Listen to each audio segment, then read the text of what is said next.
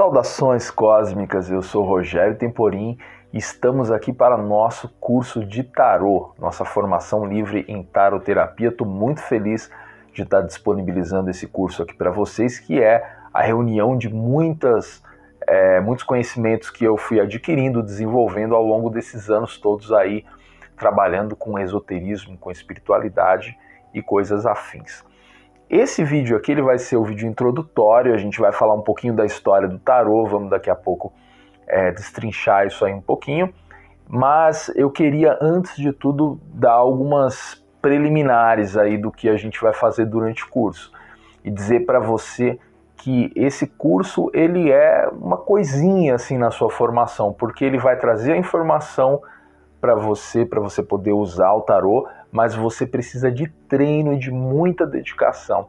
O tarô é um conhecimento ancestral, um conhecimento muito profundo e nós temos que destrinchá-lo com muita dedicação pessoal, então não vou mentir para você que você vai ter que treinar, vai ter que se dedicar. Terminando o curso você vai lá colocar em prática tudo que a gente falar aqui. Primeiro ponto que eu queria falar com vocês é que a informação que eu vou passar para vocês em relação ao tarô, ao significado das cartas, as formas de tiragem, é uma informação que eu fui desenvolvendo com o tempo, à medida que eu pesquisava, aprendia com livros, com tarólogos e com tarólogas principalmente, e também à medida que eu praticava e conseguia desenvolver as minhas próprias significações em cima das cartas. Então eu vou incentivar você desde já, a também se dar esse trabalho de tirar essa visão de que as coisas têm que vir prontas e eu vou ler e vou interpretar em cima daquilo. Nós vamos falar na próxima aula de intuição e mediunidade, e você vai entender que esse é um conhecimento que ele depende também de um esforço, não é, sensitivo que todos nós temos e é capaz, né, todos nós podemos desenvolvê-lo também para poder fazer o tarô, desenvolver ele como um oráculo muito otimizado, muito positivo, que você vai conseguir realmente acessar o transcendente e tirar as significações que você quer tirar. Nós não conseguimos nos desenvolver em nenhuma atividade, principalmente divinatória, se a gente não ter a ideia da sua história, principalmente para desfazer maus entendidos, e é isso que eu quero fazer com vocês aqui. Eu tenho certeza que tem alguma informação com alguns de vocês aí que está assistindo o curso que podem ser agora desmistificadas aqui com essa breve pesquisa histórica que eu vou apresentar para vocês. A história do tarô, ela vai de fato iniciar-se no século XV, ou seja, a partir de 1400 até 1500 é aí que começa a história do tarô de fato. Vai ser em Milão e nós vamos ter aí a sua gênese, né, o começo do desenho das cartas entre 1410 e 1430. Na verdade, oficialmente isso vai acontecer num casamento, é o casamento entre Francesco Sforza e Bianca Maria Sforza, que era uma família, né, duas famílias aí que vão juntar esse casal, uma família de nobres, eles se casam e eles ganham um deck de cartas de Bonifácio Bembo. O que é um deck de cartas? São todas as cartas do tarô, no caso, que são 78 cartas. Bem, aqui nós temos que entender o seguinte: houve um casamento entre Francesco e Bianca. A data desse casamento é meio controversa. Se você pesquisar aí mesmo, você vai ver algumas datas. O que se acredita é que, de fato, eles casaram um pouco depois dessa data que eu falei, de 1430. É que, historicamente, se diz que ali já tinha alguém que já estava pensando em fazer, né, as cartas de tarô. Mas veja só, esse deck de cartas que foi presenteado para esse casal, o deck são as cartas todas, né, o conjunto das 78 cartas. Esse deck ele foi um presente, não tinha a intenção de ser cartas para ler tarô, não tem nada disso. Por que a gente fala que a história do tarô começa aí? Se as cartas existiam muito antes, na Europa se jogava cartas, né? Era uma diversão, você imagina, não tem televisão, não tem rádio, não tem, enfim, o acesso ao teatro, essas coisas também não era aquela coisa que vai ser depois, a gente está na Idade Média ainda. Então as cartas eram jogos, provavelmente vieram do Oriente, vieram da Turquia, foram entrando na Europa ali. Quando esse deck ele é feito e presenteado para esse casal, começa um novo uso dessas cartas na realeza, né, entre os nobres, que era um uso também de diversão. Esse baralho aqui, né, que o Bembo vai fazer, ele que desenha, o artista, é um baralho que era usado no jogo ali deles, na diversão, né, uma coisa lúdica ali. Mas é um marco porque a partir desse baralho nós temos a primeira configuração daquelas figuras que vão depois sim ser usadas divinatoriamente, né? Um pouquinho depois já vai ser usado. Vamos dar uma olhada nas figuras para vocês verem que interessante. Bem, aqui nós temos aqui uma foto do casal, quer dizer, uma foto, né? Uma representação, mas na época era o que se tinha, eram as fotos, eram as pinturas. Então o casal com certeza idealizado aqui, né? Foi um pouquinho caprichado demais, aqui ficaram figuras lembrando um pouco os próprios afrescos católicos, não é? As pinturas católicas.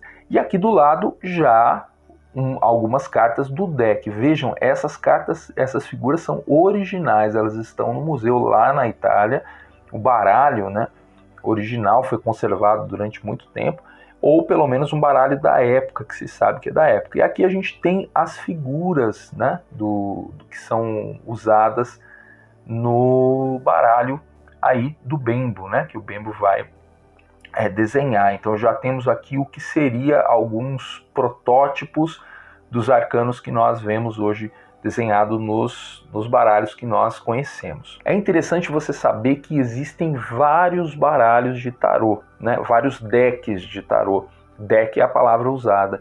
Então nós aqui no curso vamos usar 2 que eu já vou falar para vocês daqui a pouquinho, mas hoje em dia tem centenas, inclusive tem decks bem atuais, decks com figuras, personalidades do cinema, né? Todos os decks são adequados com essas figuras. Inclusive em 2020, que é o ano da pandemia, tem um deck de tarô especificamente dos acontecimentos de 2020. Então as cartas são ilustradas com esses acontecimentos. Então tem muito deck de tarô, mas é importante a gente saber que tudo começou nessas figuras aqui. O tarô ele tem vamos dizer assim, dois conjuntos de cartas dentro dele. São os arcanos menores e os arcanos maiores. Os arcanos menores do tarô, eles correspondem ao baralho comum. Esse baralho que a gente tem, que vai, né, que tem o As, 2, 3, vai até 10, depois tem valete, dama, rei, enfim. Esses seriam os arcanos menores, são os arcanos menores, né, a correspondência. E os arcanos maiores são as figuras originais que de fato aparecem aqui, não é? Se você está pensando assim, então quer dizer um baralho normal, ele de certa forma é um tarô? Sim, é um sistema divinatório. Ele só não é o tarô em si porque ele não tem os arcanos maiores que nós vamos estudar aqui profundamente no nosso curso. Mas a gente sabe, né, já viu, alguém já deve ter visto isso, que as ciganas elas leem com o baralho comum, né? Então eles têm esses significados que inclusive são significados que migraram depois para o tarô que a gente vai ver aqui. Olha que interessante essa figura. Essa figura aqui é a papisa. Ela está nos arcanos maiores do tarô. A gente vai ver a papisa e a gente fica pensando às vezes, mas papisa, né? Que papisa? Essa carta aqui vai justamente se referir a uma lenda medieval, que é a lenda da papisa Joana. A papisa Joana supostamente foi uma mulher que se disfarçou de homem para assumir, né, o papado, mais ou menos no século 8, 9. Então aqui nessa época do tarô de Bembo já tinha passado 500 anos disso, era uma coisa muito antiga. E eles incorporam essa ideia da papisa. A história de Joana tem um filme muito bonito sobre a papisa Joana, que é uma lenda, né, provavelmente, mas enfim, vai saber. É que ela se disfarça de homem e consegue viver, ser um papa durante alguns anos, até que ela engravida e descobrem que ela estava grávida. E aí, enfim, acontece aí o pior possível com ela. Tem um filme muito interessante sobre, você pode pesquisar aí sobre a papisa Joana. Aqui nós estamos vendo 3 cartas de tarô.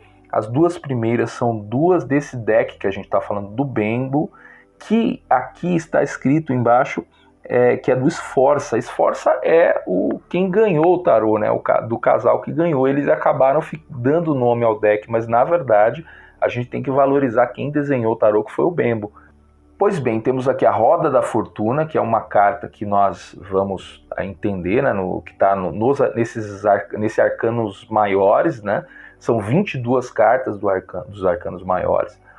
E é uma dessas 22. A Roda da Fortuna, bem parecida com o Marsella, que é um dos baralhos que a gente vai usar. E temos aqui a Lua do mesmo deck, que é uma das cartas também dos arcanos maiores. E aqui do lado a gente tem uma Lua de um deck de Gringoneiro, que também é de 1450. Aí a gente começa a ver que é um momento de uma ebulição. Esse tarô aí do Bembo, que ele dá para a família Sforza, vai trazer, né, uma curiosidade dos nobres, e começam a aparecer vários decks. E agora a gente vai falar de um deck muito importante, que é o Tarô de Solabusca. O Tarô de Solabusca é um tarô que vai ser pintado em 1490, mais ou menos, lá em Florença, também na Itália, e ele já vai trazer várias figuras de personalidades da época, que, claro, nós não sabemos exatamente quem é, mas é um tarô que vai ficar muito famoso e vai caminhar muito aí na história do tarô, e inclusive vai influenciar o deck mais famoso aí que a gente vai falar daqui a pouco, que é o deck do White, que também vamos usar aqui no nosso curso. Então é um tarô aí que tem 500 anos, né? Praticamente quase 500 anos, e ele vai ser muito influente. Então agora nós chegamos às cartas produzidas em Marsella. Marsella é um porto, né, na França, e ali as cartas, depois de 100 anos praticamente aí, né, a gente está falando do século XVI, as cartas estavam muito difundidas na Europa, ainda com o cunho mais da diversão do que da divinação. Embora a gente saiba que muita gente já estava usando essas cartas para prever o futuro, reis usavam esses decks para fazer previsões sobre guerras, sobre situações políticas. Mas em Marsella se formam os clubes de cartas. Esses clubes, eles são para jogar, né? O pessoal levava os seus decks ali para jogar as cartas, e em Marsella acaba se fazendo o próprio deck, né? Que é o Tarô de Marsella, o famoso Tarô de Marsella que a gente vai usar. Então aqui nós temos as cartas, né, do Tarô de Marsella, e os desenhos, que são os desenhos tradicionais, e é a partir daqui, desses clubes de tarô, que esse deck ele vai se popularizar na França. Então começa um momento importante em que as pessoas que eram ligadas ao misticismo, as pessoas que vinham da cultura da bruxaria natural, a cultura do paganismo, a gente já está depois, né, um pouco da Inquisição, já teve aí a Renascença, então as coisas estavam um pouco mais liberadas, vamos dizer assim. Começa-se o uso das cartas divinatoriamente. E aí isso vai se espalhar por toda a Europa, e principalmente usando esse deck aí, que é o deck de Marsella, que vai ser o mais famoso durante 300 anos aí, mais ou menos. Então até aqui a gente tinha o uso do tarô como jogo, e aí a gente começa esse uso divinatório do tarô, principalmente com essas cartas aqui do Tarô de Marsella. Então vejam agora, estou colocando na tela aí dois ocultistas aqui na frente do século XIX e entrando para o século XX aí. Um é Eliphas Levi e o outro o Aleister Crowley, né, famoso Aleister Crowley. Aqui é importante porque é um momento que começa a acontecer muita coisa. No século XIX a gente tem tudo ali acontecendo na Europa, né?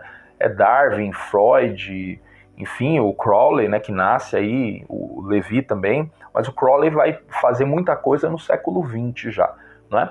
Mas tem uma coisa interessante aqui, que é onde começa a confusão. Até aqui o tarô estava assim, caminhando, mas era uma coisa marginal, né? Ninguém dava muito atenção para essas atividades esotéricas, a gente já tinha passado a Revolução Industrial, estava um pensamento muito cientificista, né?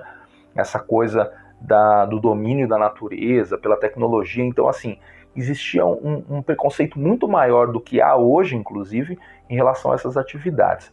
Mas esses ocultistas do século XIX, essas pessoas diferentemente, né, dessa onda aí científica, positivista, eles vão pesquisar o ocultismo e eles vão achar o tarô. Ambos aqui vão achar o tarô.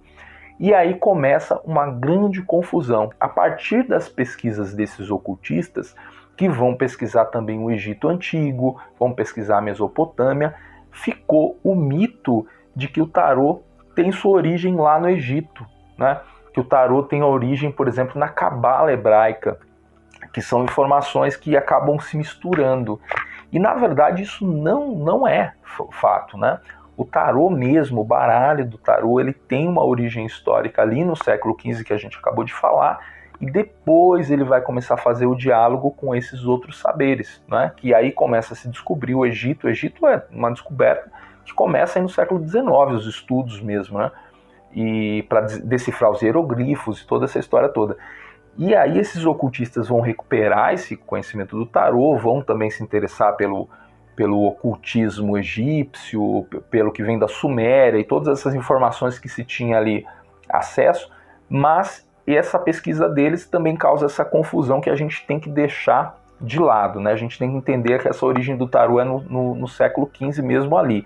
Mas obviamente que no nosso curso a gente vai promover e vai incentivar esse diálogo com todos esses outros saberes, né? Mas só para a gente entender melhor aqui as coisas. Eliphas Levi, que vai ser famoso pelo livro Dogmas e Ritual de Alta Magia, Dogma e Ritual de Alta Magia, e o Aleister Crowley, que vai aí na Inglaterra criar toda uma aura mística em torno de si mesmo. Muita gente vai acreditar que ele é até a reencarnação do diabo, o próprio Papa vai falar isso, e ele também aproveita essa onda. Claro, ele era um mago, fazia as suas magias, seus rituais, mas ele vai ajudar muito o tarô. Daqui a pouco a gente vai voltar a falar dele. Bem, agora temos que falar de uma figura muito importante para o tarô. O White, ele vai, por volta de 1910, ele já estava muito interessado nas pesquisas esotéricas, assim como o Crowley também, o Levi e outros, e ele vai tentar aí recuperar essa coisa do tarô lá nas origens. Então ele vai se associar a uma artista, Pamela Smith, e a Pamela Smith vai desenhar um deck de tarô para o White. O que se sabe é que o White ele recebe esse deck de tarô da Pamela em algum momento. Alguns dizem que ele encomendou para ela esse deck de tarô, né, pediu para ela pintar. Outros dizem que a Pamela já tinha isso feito, né, pronto, e ela precisava ganhar a vida, ganhar dinheiro, e eles se encontraram e ele ofereceu para ela, então eu compro esse deck de você e compro os direitos. Seja como for, o tarô de White, ele vai se espalhar pelo mundo, vai ajudar a popularizar o tarô como nunca antes, não é? Essa coisa de que o tarô tá em todo lugar, em todos os países, e tá mesmo ser uma coisa cult pra gente, nada disso teria acontecido provavelmente se não fosse o tarô do White, porque não é só o tarô em si, o deck, ele vai ajudar a popularizar, de repente porque ele estava no epicentro ali do conhecimento na Europa e ele conseguia difundir isso. Seja como for, fica muito famoso. Só há uma questão aí, é um pouco injusto com a Pamela, porque com o passar do tempo a referência à Pamela se perde, e aí o tarô passa a ser chamado de tarô de Rider-Waite, porque Rider-Waite, a Rider é a editora que fez, né? E o White é o White, né? Que contratou aí a Pamela supostamente. Existe um tarô agora, foi feito há 5 anos atrás, aqui a gente está em 2020, 2015, foi lançada uma edição finalmente que se chama Tarô Pamela White, que é em homenagem a Pamela também. Agora, tem uma informação muito interessante aqui que vocês já estão vendo. Essas são algumas cartas, essas maiores aqui, né, são cartas do White. E do lado, nós temos cartas do tarô de Solabusca. E vejam como é a semelhança entre esses tarôs. Então, o que se acha hoje, não se tem certeza, é que a Pamela, de alguma forma, teve acesso aos desenhos do tarô de Solabusca. E aí você vai pensar, não, tudo bem, ela tinha ali o tarô, olhou para um e desenhou. Mas não é tão simples. O tarô de Solabusca, ele ficou sumido, desaparecido até há 15 anos atrás. Ele só foi redescoberto em 2005, que conseguiu ter acesso ao tarô original de Solabusca. O que se tinham eram rumores, cópias mal feitas. Então, na verdade, a Pamela, de alguma forma, ela faz uma pesquisa e tem acesso aos mínimos, às mínimas edições de Solabusca que se perdeu, né? Então é curioso como ela consegue acessar esses desenhos e redesenhá-los, tal. Então ela teve acesso a isso de alguma forma. E então o trabalho dela também recupera essa coisa do Solabusca e é muito interessante, né? A gente vê a semelhança entre esses decks. O Crowley vai lançar o tarô dele, né? E o tarô do Crowley é um tarô muito interessante também, mas nós não vamos falar dele aqui. Mas para dizer para você também que tem muitos decks, né? Já falamos aqui, então você vai encontrar vários tarôs, inclusive o tarô egípcio. Eu usei o tarô egípcio uma época, mas também não consegui me identificar muito com as figuras, e isso é importante, as figuras que fazem sentido para nós. Esses são os 2 decks que nós vamos usar no nosso curso, ok? São os 2 tarôs. Eu, pessoalmente, não uso o Rider-Waite, eu uso o tarô de Marsella, que é o primeiro tarô que eu tive contato, o primeiro que fez sentido para mim, e é o que eu uso até hoje. Mas eu sei que muita gente usa o Rider-Waite, então toda vez que eu estiver mostrando o significado das cartas aqui, explicando para vocês, eu vou colocar os 2. Na hora de tirar as cartas eu uso o meu de Marsella, mas você vai ver que você pode usar o seu de Rider-Waite, só você fazer a correspondência entre os naipes, não é? Entre as cartas, a gente vai ver isso daqui na prática. Agora, o importante é você usar, né, aquele que vai te significar melhor, vai te simbolizar melhor. E como que você vai descobrir isso? Na prática. Quer usar outro tarô, o tarô egípcio, o Solabusca tem uma edição linda que saiu dele, pode usar, não tem problema nenhum, é só entender qual corresponde a qual. Em geral, a numeração das cartas é praticamente a mesma, a gente vai ver umas diferençazinhas no White, mas não é nada que vai atrapalhar a sua leitura. Então, esses são os 2 decks do nosso curso, super acessíveis, você vai achar nas lojinhas que vendem vela, ou pela internet, você acha esses 2 decks aqui. Então é isso, essa foi a nossa aula sobre a história do tarô e sobre os decks, né, o que são os decks de tarô, né, os tipos de deck e também o que é o tarô, para você entender aqui, né, do que estamos falando. Então é um conjunto de cartas que tem dois grupos de cartas que eram usados de forma lúdica e que migraram para essa arte divinatória. Daqui a pouco a gente vai voltar, eu vou voltar aqui na próxima aula e falar com vocês de algumas questões mais, né, em relação à espiritualidade de quem vai ler, em relação às energias aí, e vamos falar de algumas coisas bem legais, ok? Então, te aguardo na próxima aula, anota aí já, vai escrevendo as coisas, e esse arquivo que eu usei aqui, todas essas fotos vão ser disponibilizadas para você, ok? Forte abraço, até a próxima aula.